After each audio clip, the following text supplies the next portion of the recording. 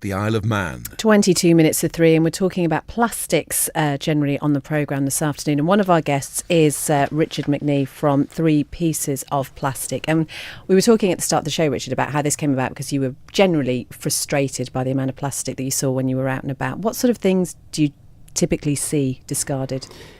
Typically in the plastics range, it's mostly bottles. But I mean, I posted a photo on Twitter this morning, and the 3 pieces that I posted were probably no more than 2 or 3 centimetres across each, and they're just broken off pieces of plastic from something. But they're all different things. A baby's dummy last week, a comb.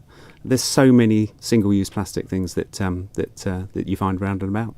And it's those things that you just don't really think about the problem they're going to cause. So, for instance, I noticed Lydia Barbari's been on the programme before from Life Less Plastic. She posted on your page this morning, didn't she, about disposable pens, such as the one I am holding now. You just don't think about that. We go through so many of these, don't we? And a lot of them are just discarded, not necessarily intentionally, but dropped. And sort of what would we do about these, for instance? Can't really live without them, can you? But it's those sort of everyday items, isn't it, that you find, I'm assuming? It is. I mean, literally everyday items. And I think someone suggested Lydia should go back to a quill and ink on her Twitter this morning. So maybe there's an idea there. But yeah, it's just. I think the initiative from the creameries and Finley. That's a great start because I'm at the sort of the end of the process, picking stuff up. It's keeping stuff out of the system in the first place, and I think that's where we as a nation and as a population of the world need to sort of think about this. We can pick up as much as we like, but it's my 3 pieces a day are not going to make the greatest effect. But if we can get more and more people picking stuff up and get more and more people using less single-use plastic, the better.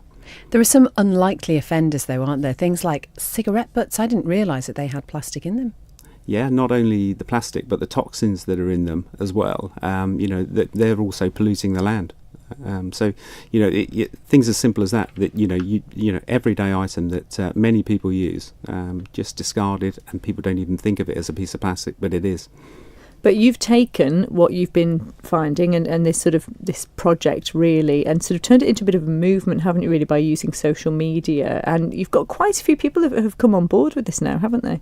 I've tried, yeah. So I've started using Twitter, and I think I've got about 800 followers on Twitter now. And we started using Facebook and also Instagram, which is a whole new world to me. I have to get a teenager to show me how to use it. It's actually it's great because I do get people now posting pictures of the litter that they've picked up in the mornings. They're 3 pieces of plastic as well. So it's good. The more I can spread the word, the better. And social media. It's good for a lot of things, bad for others, but I think in this case it's a positive. And talking about, you mentioned the different sort of stages of the process and how you're perhaps at the sort of far end of the process. Rowan, coming back to you as a marine scientist, marine biologist, I remember seeing something not too long ago about sort of the early stages of the plastic process, about using some sort of enzyme or something that would potentially help plastics to degrade even if they are sort of left. Do you know if anything happened with that? Yeah, so they're called oxo-degradable plastics, or at least that's one term for them. And there's actually quite a lot of controversy surrounding these plastics because they are petroleum-based plastics, like you said, with an enzyme added to them. And the problem with them is really that they can actually help these plastic products fragment into tiny pieces of plastic a lot quicker, and if they're not in the right environment, they need particular conditions to actually biodegrade, and if they're not in that particular temperature or with certain humidity, they won't biodegrade. They'll degrade into small fragments of plastic, and those products can't actually enter conventional recycling systems, and they're quite hard to tell apart from normal plastics. So I think the EU's actually done some work to warn people against these kind of plastics, because we either want a plastic product that can enter a recycling stream and become a bottle again, or we want something that can actually biodegrade and become natural, non-toxic elements. Do you know, something that we've talked about in the show before again is things like beer pack holders. And, there was a real issue, not only about the fact that they were plastic and the lack of biodegradability. I keep making up words today. I think that's a word. Okay. Was that a word? Was that a word? But it's also the environmental impact on wildlife getting stuck in it. But beer pack holders are apparently changing. There is a company in the States that's made ones that can be safely eaten by marine life, and Carlsberg is replacing plastic ring can holders as well with a new snap pack, and it uses recyclable glue, and it has been specially designed to withstand a range of temperatures, and so that includes transportation, storage and refrigeration at home. And sometimes that's what it is, isn't it? It's a spark of an idea that can move things forward in this. We were talking about bamboo straws yesterday. Yes, yeah. Georgie presented us the second we got in there yesterday with these fabulous bamboo straws from Shaktiman. And again, that's another really positive thing on the island, that we've got establishments over here. I think it was the Rock Food Concepts guy that first started with them sort of banning plastic straws from use in their various establishments. And again, that's a positive. I suppose it's getting there, isn't it, Ro? We've got a long way to go, but it's... Yeah, definitely. I think the idea behind this plastic reduction, it should be exciting because it's innovation. And when you see those snap cans with the recycled glue, it shouldn't be about making life less convenient. It's about thinking about the way that we design and use products and kind of moving forward and creating a world that we're depending less on these unnecessary use of plastics. That's the thing, because I suppose we've invented something that to start with we thought was positive, and then we realised perhaps was damaging, but we can create something else because we are clever enough at the end of the day. I mean, talking about straws, for instance, and coming back to Richard with the 3-pop project, I know when Beth and I went out with Bill and we did the Beach Buddies thing, we kept finding the cotton bud plastic. What do you most find on beaches and things when you're out and about? Is there a particular individual thing that you think, oh, not more of that again? Bottles, without a doubt. It's just not sort of bottles. Little things, but big small bottles. things. Yeah, I mean, you do find lots of cotton buds, but there are a whole range of things, right from straws. You just talked about bamboo straws. Great, paper straws seem to be making a bit of a comeback as well, but I do find lots of straws laying around the beach. Lots of sweet packets, crisp packets, that type of thing. Stuff that obviously just comes in on the tide or comes down from the mountain on in the rivers. It's amazing how it does all find its way to the beach. Or 80% of it finds its way to the beach. Speaking of innovation, Roy C's been in touch to talk about what we were hearing Finlay MacLeod describe at Isle of Man Creameries. He said, absolutely brilliant idea. Should Isle of Man Creameries be advising Richard Attenborough and BBC One shows who are doing programmes about plastic reduction? Could the new cartons, for example, be used for fruit juices? Well, I think the suggestion is they could be used for everything. And what Finlay was saying is that in Scandinavia, it's always in Scandinavia. Yeah. They're already well ahead of the game, and they've been using these for quite some time. And I have to say, I was talking to Finlay off the mic there about Tetra Pak, the company's talking about, because they've had it in the neck for quite some time about their packaging, and good on them, because they've turned it all around and they've listened and they've actually gone out of their way to make this new packaging, and it's taken them some time and energy to develop it, so it's a great thing. Well, there's lots of things that people on the Isle of Man can get involved with. First of all, Richard, with 3-Pop, there is an event that you're involved with this month. There is. We're doing a thing. It's I'm calling it the best things come in threes, because it's easier to say than what you have written on your paper there. A plastic-free 3-for-all. That one. Well done. Yes, well done. So myself, as 3 pieces of plastic, have joined with Beach Buddies and another a group called A Life Less Plastic.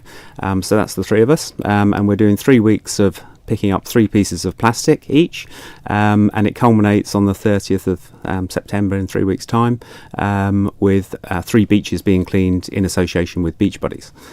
So the idea is at the end of it that we get people along to do the beach cleans, and then we have a plastic-free picnic at the end of it. That's just such a great idea. And I know we talk about Beach Buddies a lot, but really you cannot underestimate the difference they're making to the Isle of Man. And what's really brilliant, and as you say, we've been on a clean with them, and they do go back to the same places again. Sometimes the frustration, I know if we're tidying anything, the fact is that it needs to be done again, but just that enthusiasm is there all the time. It is, and the thing I loved about it as well, and I know we went with your Hol, your young girl, and there's so many kids that are involved as well, because and that's exactly where we need to be targeting, is the young people, isn't it? I think it is, and Bill, I know, spends a lot of time in the schools on the island getting his message out, and I think it's fantastic.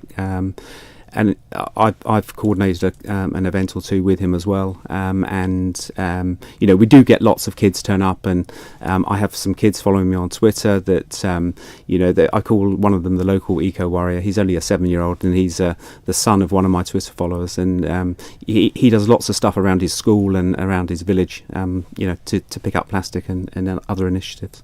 So speaking about that event that you are holding, how can people get involved with that? You simply start picking up 3 pieces of plastic, and it doesn't have to be on the beach or in the plantations or on the countryside. It can be on your street. It's so easy to do. And what I've got people doing is taking a picture of what they pick up and then posting it onto Twitter or Facebook.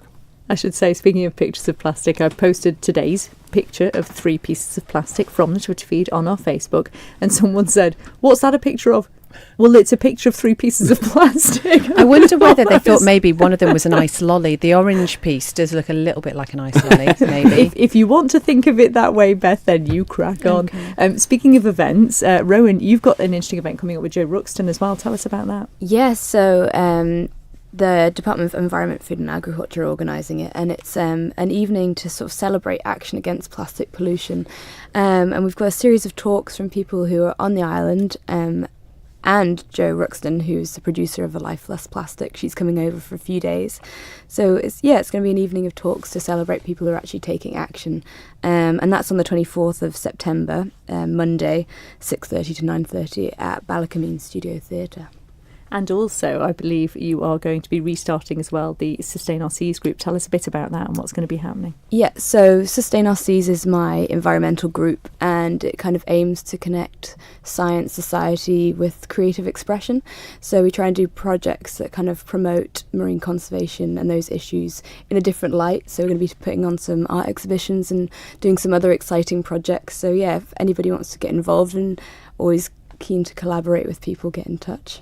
Absolutely fantastic. It's been brilliant talking to both of you, Richard and Rowan, on the programme this afternoon. Speaking of innovation, if someone could invent something to remind me to take a reusable carry bag when I go to the supermarket, that would be brilliant, because I'm always like, no, I won't have a bag. And so I come out holding everything, dropping goodness knows what, and it's always really embarrassing. I should say it was really positive though to see in ShopRite they've got a collection sort of unit at the end of the aisles as well, where if you want to get rid of your plastic bags, you can put them all in there too. So good things.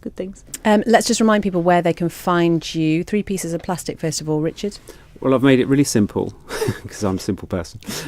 Everything is at 3POP.IOM. So Twitter, Facebook and Instagram are all the same. Wonderful. Tag. And we'll put that link on the Women's Day blog after the programme. And Rowan, how can people find you? So you can find me on Facebook as Rowan Henthorn or on Instagram as Ocean Roro. And if you have any feedback that you want the Isle of Man government to have on the second phase of the plastics plan, you can email plastics@gov.im.